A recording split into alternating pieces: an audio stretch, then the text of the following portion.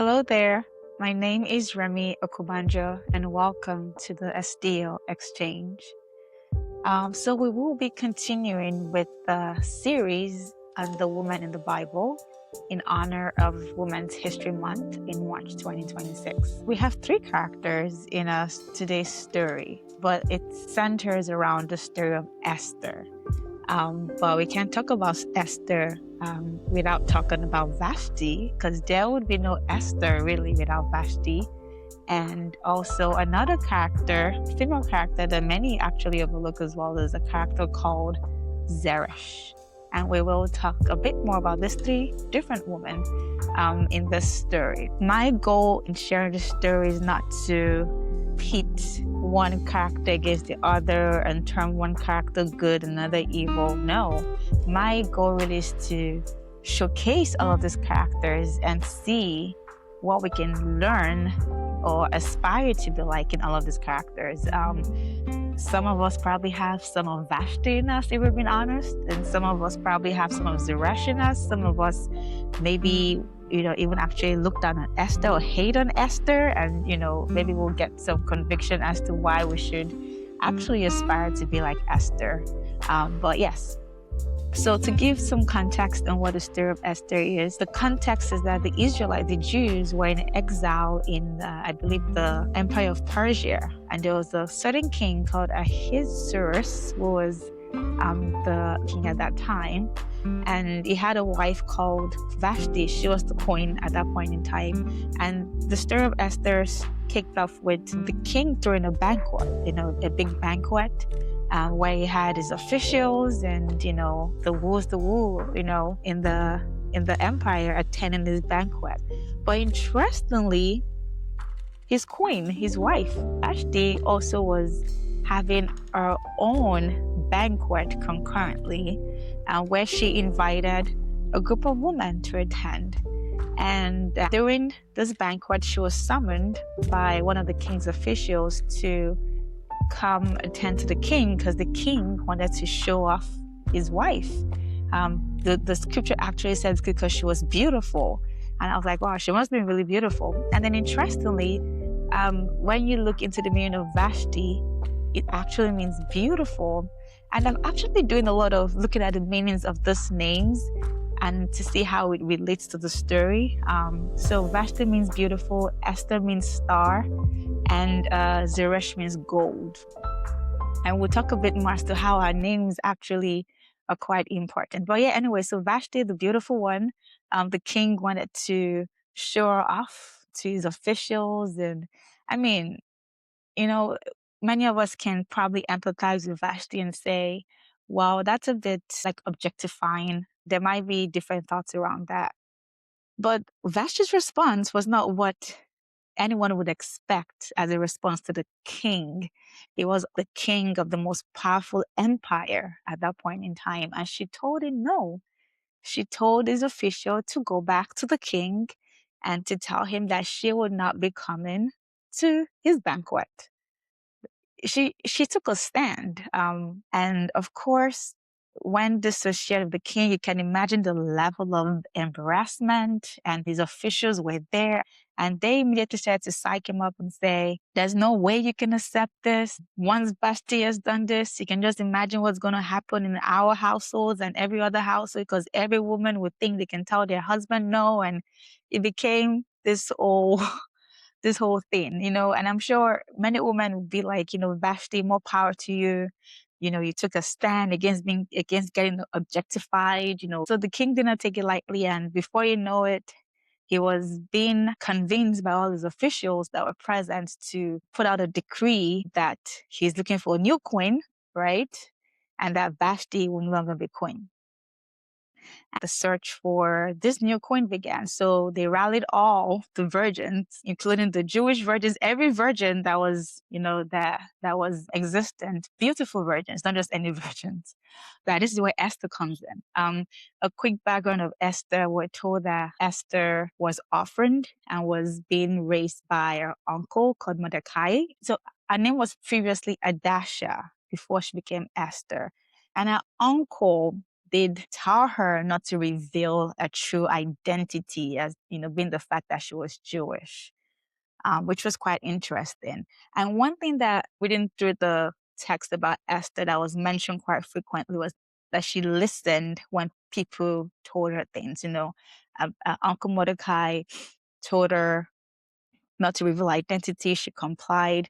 And then when she was taken along with the other virgins, we were told that the eunuch that was in charge of getting all of these virgins prepared and ready for the king, because they had to go through beauty treatments and all of that for the king, that even the eunuch was immediately pleased with her. So it makes you wonder, like, what was so special about Esther? The eunuch at some point also gave some tips to Esther on how to present herself and all those things. And again, we're told that Esther complied. So eventually, when the virgins were presented, when the king also encountered Esther, he instantly loved her. I'm like, wow, what is it about Esther? The king immediately set his eyes upon her and he instantly loved her. There were many other beautiful virgins there, but there's something about Esther.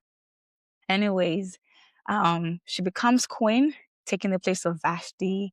The king was pleased with her, but then there's also this character called Haman. He was one of the close aides to the king, and he had influenced the king to put out a decree that all the Jews be put to death, right?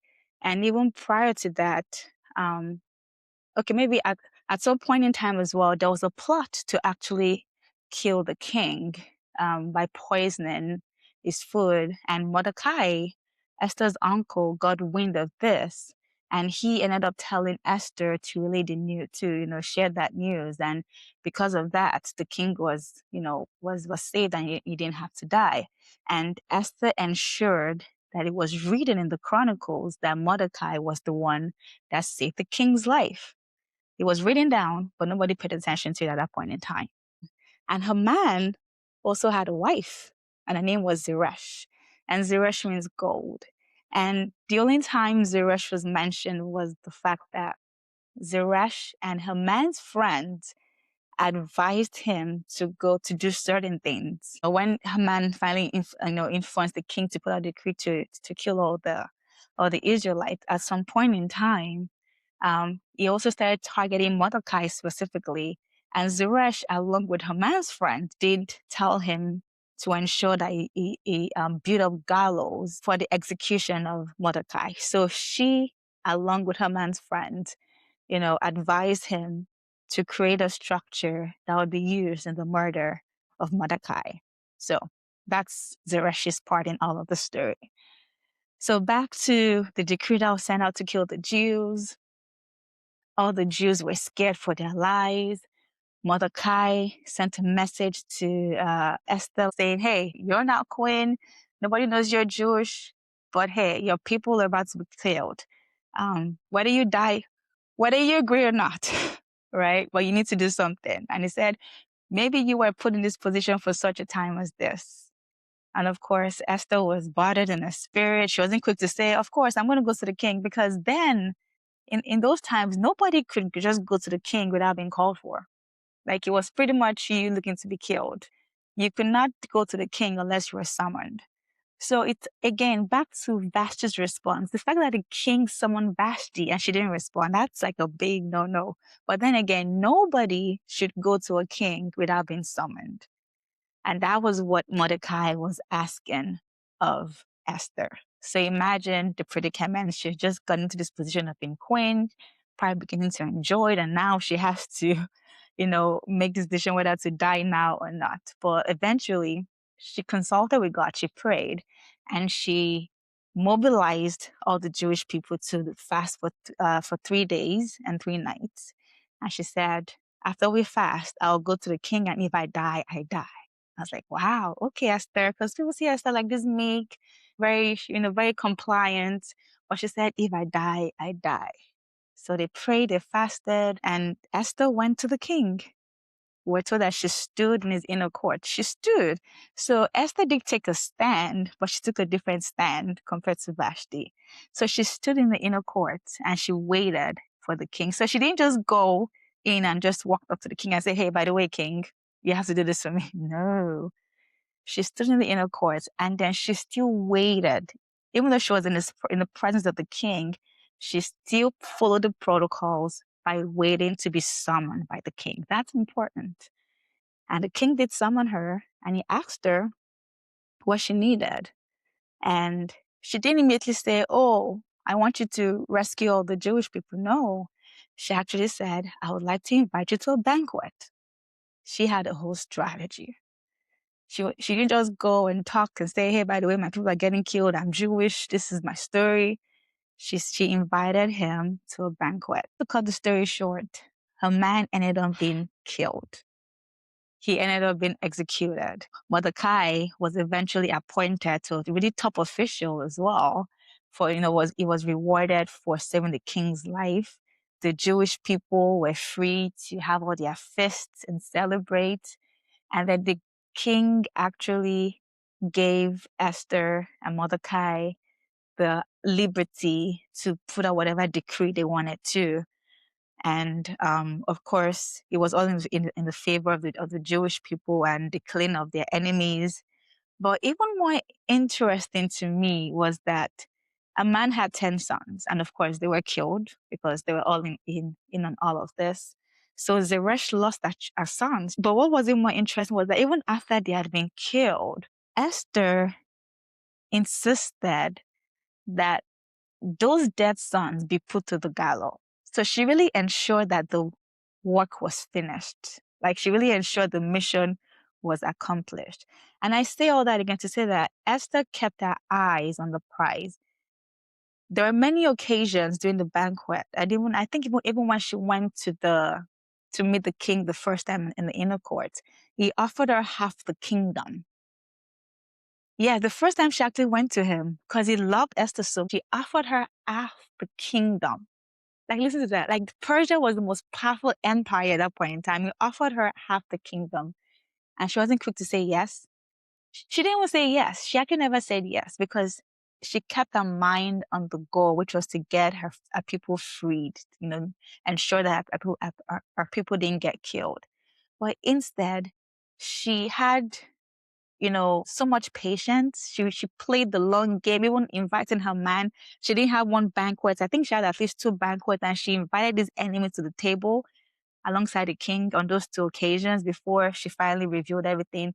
Like, she had so much patience. She has strategy because, sometimes we think, some people had this opinion that Esther is like the meek, gentle, yes girl. Everybody loves her. She's, and there's nothing wrong with that. But Esther, she was powerful. Again, she was powerful, and she had like this kind of quiet, powerful strength. It wasn't from a place of taking a stand and being prideful. Now let's really dissect these three female characters and see what we can glean or learn from each of these characters. So starting with Vashti.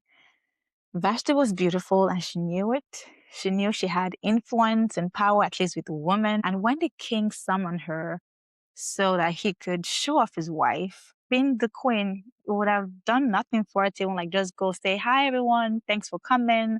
And then gone back to her own thing. But it was very interesting to me that she wanted nothing to do with that banquet and was just focused on hers. And it was interesting to me that there was no collaboration between she and her husband, the king. So that already speaks, right, to the dynamics. Remember when I talked about Eve, about how God has created man and woman is, for partnership. So that already shows there was no partnership there. And then even when the king requested her audience, she flat out said no. She was defiant. She was prideful, right? I know people will say, well, the king was trying to objectify her. But what I'm learning when it comes to biblical principles, that it's not just about the physical. Like, a lot of it starts in the spirit, right? And God is very intentional about hierarchy, or how things are organized in the spirit. At the end of the day, husband husband aside, he was the king. He was the king. right? He was still the king. He wasn't just husband, right? But even from the husband and wife dynamic as well. In kingdom, there's a hierarchy, and the man has authority over the woman, right? But the man is also asked to love his wife. So, I mean, I don't know if King Ahasuerus was loving Vashti well. Maybe not, based on her response, but she still had a role to play in submitting to his authority, not just even as a husband, yes, but also as the king, right? The fact that she was so defiant and so rude in her response, that I think that's something us women can learn from. I know, in these times it's all about female empowerment, and trust me, I am all about female empowerment. But female empowerment is also about, being wise and also understanding principles, right? She could have still found a way to make clear to her husband if she was unhappy in a different format, you know, behind closed doors, and not in front of the entire empire, really. Like, so I think that's something that we could all learn from Vashti, to be cautious about our pride, right? Even though we might be taking a stand, is that the right way to take a stand, right? Because Vashti was definitely trying to make a statement. Women were there. Other women in society, influential women of society, was present when she took that stand, when she gave that response. So women can take a stand, and I'm all for women taking a stand, but how are you taking that stand? Because how she went about it resulted in her losing everything. Then she became a nobody. Afterwards, nobody heard about Vashti anywhere. Yes, she still had her beauty, but that was about it. She no longer had power. She no longer had influence because a new queen came to town, Esther, right? And then goes back also to what I said in the first episode of talking about Eve, that one thing that women also innately have is our ability to influence, not just men, but just influence. All right. Because even the men, right, that were present at the banquet, they were quick to tell the king to do something about it because of the influence she would have over every other woman um, in the entire town or country, whatever you want to call it, right? So that's about Vashti. So Vashti was beautiful. Vashti had power. Vashti had influence, and it seems like she was really in a heyday. She was doing her own thing. She didn't need that king to be able to throw her own banquet, because obviously she had her own budget somewhere where she was just able to do things as she wanted. But she lost that in a quick second. It didn't take long for her to lose all of that. And we never heard about Vashti anymore. She lost that power. She lost that influence. Now comes Esther. She was orphaned. She was taken care of by her uncle. So it seems like she came from like really humble beginnings. It seems like she was very agreeable. Her uncle encouraged her not to reveal her identity. She was agreeable and didn't question why, and she went on with that and ended up benefiting her. The eunuch, provided us some tips on how to carry herself and how to do things. And she didn't ask him why, or like, why would I want to listen to him? All those things. She also complied and listened. And also, it was very interesting that everyone who encountered her just liked her, right? The eunuch, once he met her, was pleased with her. Why was he pleased with her? The king, the moment he saw her, loved her. Why did he love her? I don't think it was just that beauty. Vashti was beautiful. There are many other beautiful virgins. So there was something innate about Esther. And that's why she probably gave herself the name Star, right? Just something heavenly about a star. So, seeing how Esther carried herself when, she went to the king, she was not quick to accept his offer. She never, she could have easily just taken half the kingdom and lived their life. She would have enjoyed life. The Jews would have been dead, but she would have still been alive. But no, she didn't focus on personal gain. She always kept the end goal in mind, and she made sure she completed the assignments. Like, pretty much the fact that those sons of a man were already dead, but she ensured that they also had their head put to the gallows that that dad had created to kill Mordecai. Like, she finished the assignment. So what that shows me about Esther was, she was wise. She was wise. She was humble, right? Vashti was not humble. Vashti was prideful. Esther was humble. Some people might take humility as being timid or being meek. And there's nothing wrong with being meek. Timid is different, right? But Esther was definitely not timid. The fact that she went to the king without being summoned, ooh, she could have been dead. She said, if I die, I die. So she was definitely not timid, right? She was humble, she was wise, and she knew God. I don't know if Vashti knew God. To be honest, the Persians didn't worship Yahweh. They had false gods. So she probably didn't know the one true God. But I don't know if she even worshiped any other God. We don't know that of Vashti. But we know Esther definitely worshiped Yahweh. And she consulted him when the news came from Mordecai about what she should do. And I'm sure that's where she also got the strategy on inviting the king to the banquet along with her man. It took a long time before she finally revealed what her agenda was. She was very patient, very wise. She was humble. She really exercised a lot of the fruits of the spirit, right? Imagine seeing your enemy across from you, even acting like he liked you just because he was trying to become king possibly someday, right? Imagine the amount of strength she had to have to restrain herself from even wanting to kill her man right there and there, knowing that he wanted to kill her and all her people, right? But she had so much restraint. That's self-control. That's another fruit of the spirit. So she was humble. She was gentle. um, she was wise, she was humble, she had self-control. I would think she was kind too. Like, she didn't have to respond to the Jews. She could have said, you guys are on your own, let me live my life. So I'll say she was also kind. So she had a lot of the fruits of the spirit. But also because she was gentle, she was meek, didn't mean that she didn't, yield her power. Like she had power. Queen Esther had power. She could have had half the kingdom. Eventually, the king gave her free will to put out any decree she wanted. No queen had ever gotten that kind of access to the king before. And she had favor. Favor was all around her everywhere she went. I think she had favor because all of these things that were innate with her. She had favor. Favor presented her. Favor announced her. Like favor was all around her, right? And that favor also was as a result of who she was on the inside. But that's Esther, and I think that's a powerful woman of God that we should all aspire to be like and have those fruits as well. Then Zeresh, with Zeresh was a man's wife.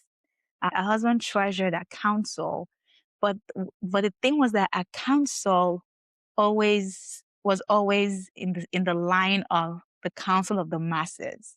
Remember I said that at the beginning, the first episode, that us women have a certain influence over our husbands, but that influence should be used in the direction that would help our husbands be the best that they can be. I think if she had given a different counsel from that of his friends and said, hey, this is a man guy, he's Jewish, don't even try to do anything with him, just leave him because their God is like, I feel like she could have given a different counsel and a man could probably have changed his ways. He probably would not have died and she would not have lost her sons, right? So I think it's also a word of caution for us women that don't understand how influential we are over our husbands to really think about the good of our husbands, because the good of our husbands also results in the good of our children. Right. So I think that's a lesson we can learn from Zeresh in all of this. So that really is the story of Esther. And of course, there's no Esther without Vashti. And a character called Zeresh that we can all take a word of caution from. So I hope I hope this inspires all of the women out there to really think about those traits that they have innately, right? And not think, oh, because I comply, then people will take me for granted. No one will take me seriously. No, there's power in gentleness. There's power in meekness, not timidity, right? There's power in being meek and being gentle, and knowing when to take the stand is important. and how you go about taking that stand is important. And yeah, so that's all I have to say. So women, I am all for female empowerment, but it's very important how we think about empowerment. And it's very important that we think about the principles of the kingdom in the context of how we think about our female empowerment. So yes, women, take a stand.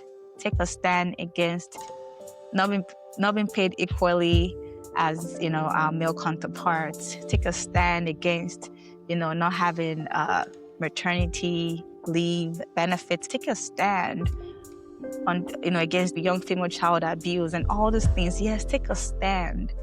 But it's important how we take that stand, right? Take it with humility, take it with wisdom, take it with thinking about the long game, not the short-term victories that we think we might gain, because that we might actually end up losing everything like Vashti did. So I hope this does have some of you female out there thinking, and I look forward to the next episode with you guys. All right, bye.